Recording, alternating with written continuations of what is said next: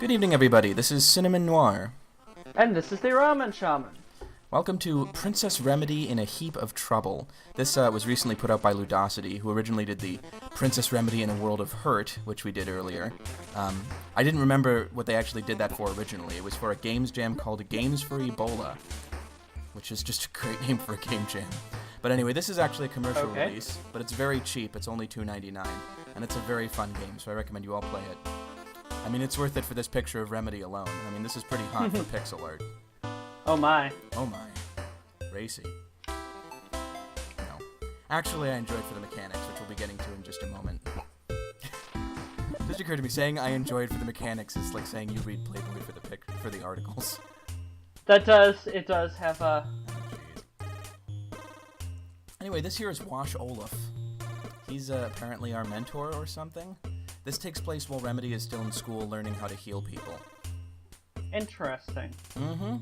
So, this is kind of an excuse plot. A boss tower has erupted in the middle of the world, and she has to go take care of it because it's making people sick. And Wash Olaf is very special. He won the wrestling event. Well, you may have noticed just there from me talking to him again, that's a special mechanic in this game where you can date anyone. You know how you could get married to people at the end of the last game? This is kind of like an elaboration on that. Dating is not just like a cosmetic thing, though. They'll follow you around the overworld, but they also give you special abilities in battle. So it's important to recognize those special abilities when you get them, because they can really help you out. I'll be showing off a few of them. Not all of them, because some of them are practically useless, but I'll be trying to explain them as we go through them. So here's just a nice little starting area, but let's go outside to the healing school courtyard and start healing people, because the horrible effects of the boss tower are already seen this far out. Like, this flower forgot what he was going to say. Apparently that's a disease. But we have healed the Proud Bloom. Not going to use Dash. Dash is a terrible ability. It just lets you move around the field more quickly. But you can see, much like the last game, we are firing out little pills. This is Hurtland. Do you remember her from the last game? She's the one who was brokenhearted because Remedy wouldn't date her. Not really, but I'll take your word for it. So I'm just going to completely ruin continuity by agreeing to date her now. I've created a time paradox. No. Does the game lampshade this fact? No, it doesn't. Unfortunately. Shame. I wish it did. So, that was a little healing power-up. It lets me have more what it calls drain. Because healing in this game works a little differently. In the original game this is based on, you heal just by waiting around. In this one, you gain health back by hitting enemies. Bit of a double-edged sword. On the one hand, you can't just turtle in an area and heal up. But on the other hand, as long as you're hitting something, you'll always get health back. I think it's a good change, actually. It discourages cheap tactics. And makes it just more rewarding to play well. That is good. Here we need to help this boy in the corner of shame. He should be ashamed if he can't swim. I mean, that's a tiny puddle. Here I was showing off Hurtland's special ability, which is heal. Lots of characters in this game actually have this ability. It's pretty simple, though, kind of boring. It just heals you for some damage. The drowning boy, who's still called that even though we helped him not drown. Go figure. Do you think it would qualify as boring but practical? It does, actually.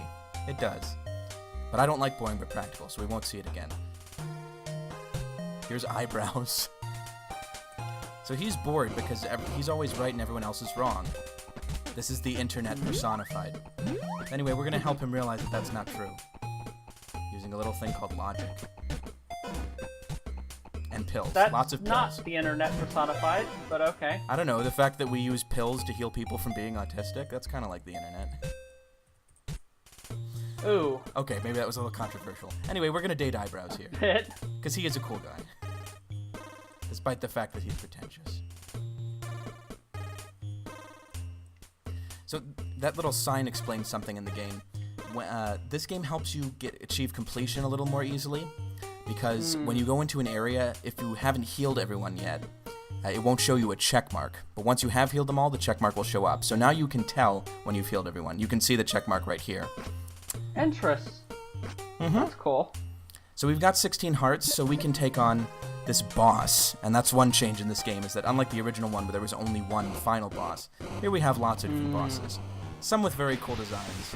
I like this guy even though he's simple, just a skull with a bunch of fists at the end. Although he kind of reminds me of Dead Hand from Ocarina of Time. And as a 90s kid, that gives me horrible nightmares, but whatever. But yeah, this boss is a pretty simple two-stager. He starts out just sitting in the middle and basically taking your shots. Then he goes into a mild bullet hell format and spawns some weak-ass enemies to take care of you. Really, as long as you just keep up the pace, this guy's easy to defeat. And you just get a power-up that gives you more shots. Different bosses in this game give you different power-ups. There's a few different ways to get powered up. And that's one thing I like about it, is that with the new boss mechanic, now the game has a stronger sense of progression when you go through it. It feels more like you're changing your playstyle to deal with, bigger threats. Unlike the original game where everything was just this same format, where you just fought a bunch of enemies in a room. Basically what I'm saying is this is a good sequel. Go out and buy it. That's good to know. It's only $3. I mean, you could buy just 3 crappy games with this money, or you could buy this, which is a good game. That wheel had... Yeah, why not? Sorry, I got all mixed up. That whale had wheels on it. I don't know if you noticed. Saying that wheel has whales on it just would be ridiculous. So now let's help this kid. He's turned invisible, which is also a disease. There's just lots of weird diseases going around. That does seem like an odd disease. But now that we've healed him, he glows in multiple colors. So this sounds like the kind of guy I want to hang out with, so let's date him. So since you can date people in this game, each NPC tends to have a lot more dialogue options, which I find fun. I always like the quirky nature of Ludosity's dialogue. This is the dark angle, and yeah, that is a pretty terrible joke. His boss arena is made up entirely of integrals. Don't know if you noticed. And it's an integral from heart to infinity, which is nonsense. You can't make anything out of that. This is the worst math ever. Also, he talks entirely in puns. So I'm not... Yeah. I was going to say I'm not going to date him, but apparently Past Self disagrees. Let us date the dark angle. Turn this into a different kind of anime. Oh, okay. Wow. And apparently the hunk of this year is Wash Olaf. Actually, every bookcase in this entire game references Wash Olaf. He's just this tiny, throwaway NPC from the beginning of the game, but apparently Ludosity thought he was very important. Okay, then. It's a little strange. Let's heal this dog thing. Here we go. These are some classic enemies from the original game. I'm also showing off the Dark Angle's ability, which is Laser. Just shoots out a laser right in front of you. But this is a pretty powerful attack, so it's useful against bosses. It's not good against mobs of enemies, though, because it's a very small radius of attack. And on the radio, they're playing Wash Olaf, the man for me. This is kind of getting disturbing at this point. This is like a Truman Show thing, where everyone's just obsessed with Wash Olaf. Ugh. Well, I guess it's better than everybody being obsessed with the player character. A bit, yeah. So, notice anything weird about that door? Besides everything? That door is actually an NPC, and it can be healed.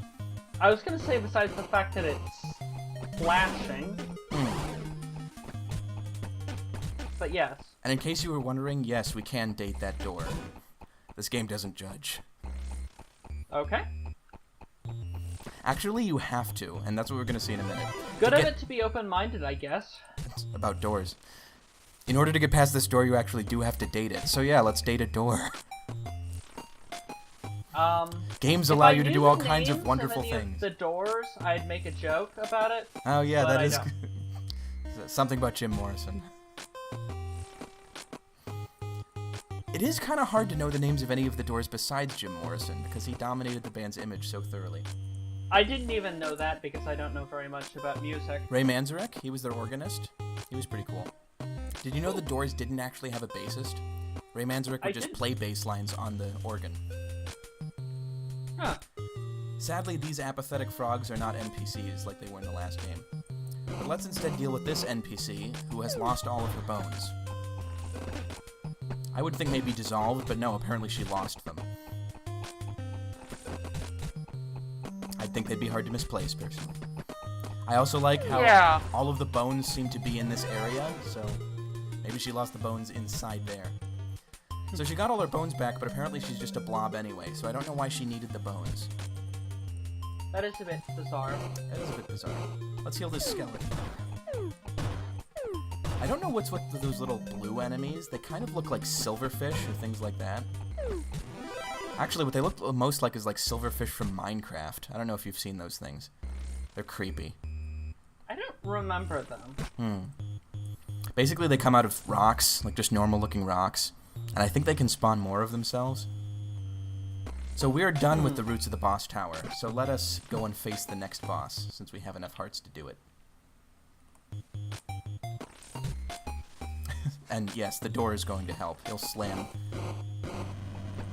its fingers in its frame.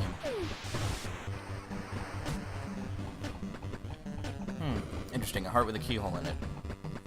I wonder what the key is to defeating this boss. Actually, it's just shooting.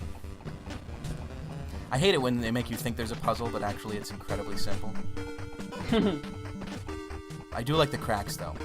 One great thing about this game is that even though it's a very simple style of animation and graphics, they make it work. They do a lot of clever things. They do, with yeah. it.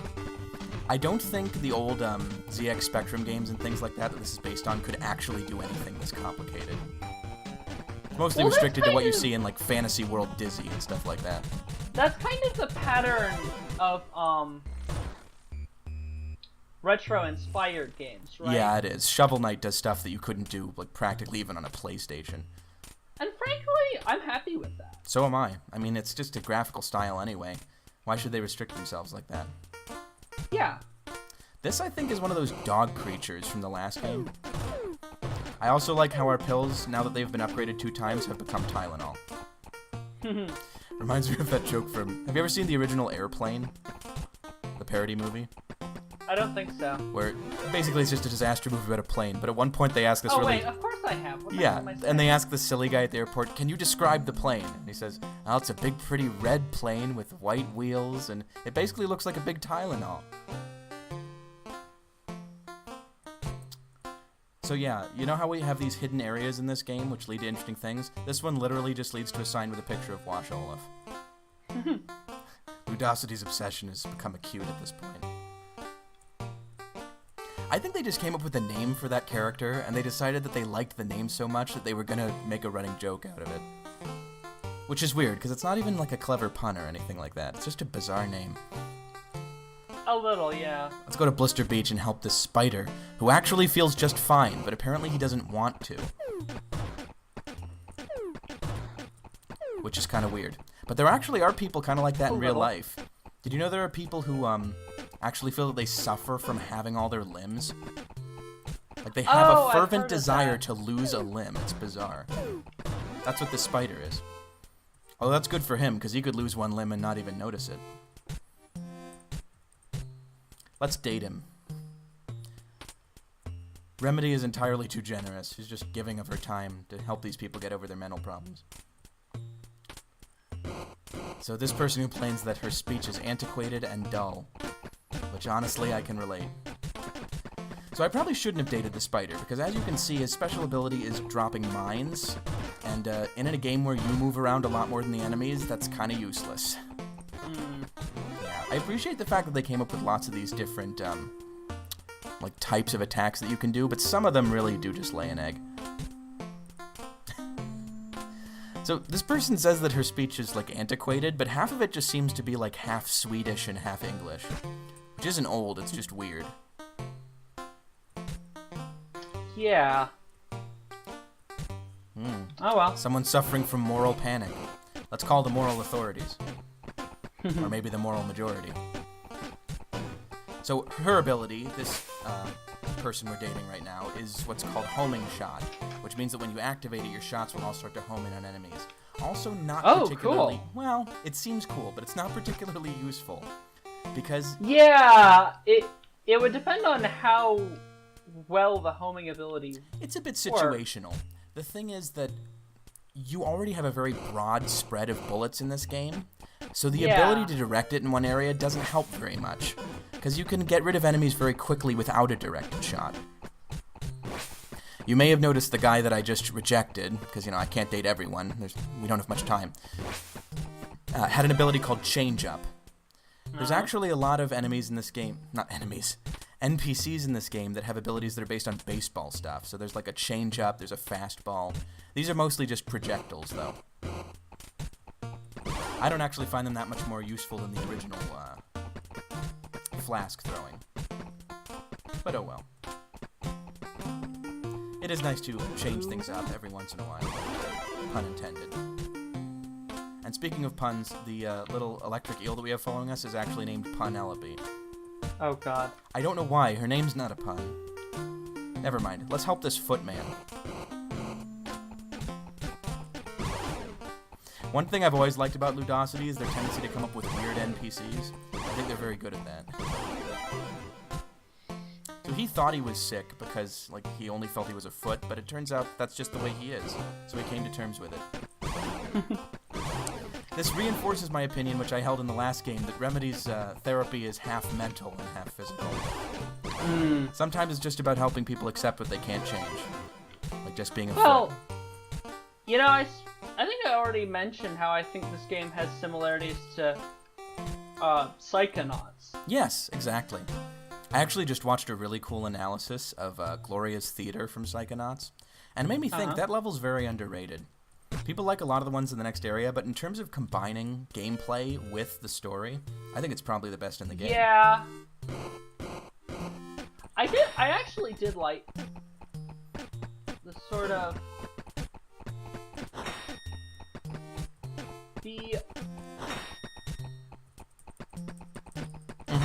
that one more than any other showcased her personality disorders. Exactly. Well. They did a very good job of that. So this eyeball person that we're dating right now, we got rid of his red, sore eyes with clear eyes. Not sponsored by anyone. Anyway, his ability is Time Stop. You may have noticed me using it in that last one to make all the enemies stop in place. Unfortunately, that's also not terribly useful in this game, where enemies don't move around very much. But one fun thing about it is whenever you stop time, 4 apathetic frogs spawn around you.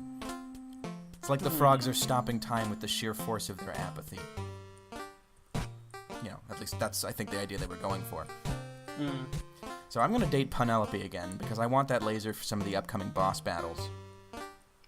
But I think those are going to have to wait for now. Or not. I'm really bad at psyching people out. This is kind of a curious boss fight. You fight razor blades and teeth that are going around this place. And there's also, of course, a bunch of teeth just in this area. I think this is like a reference to Halloween candy or something, potentially. You know, the mouths, the razor blades.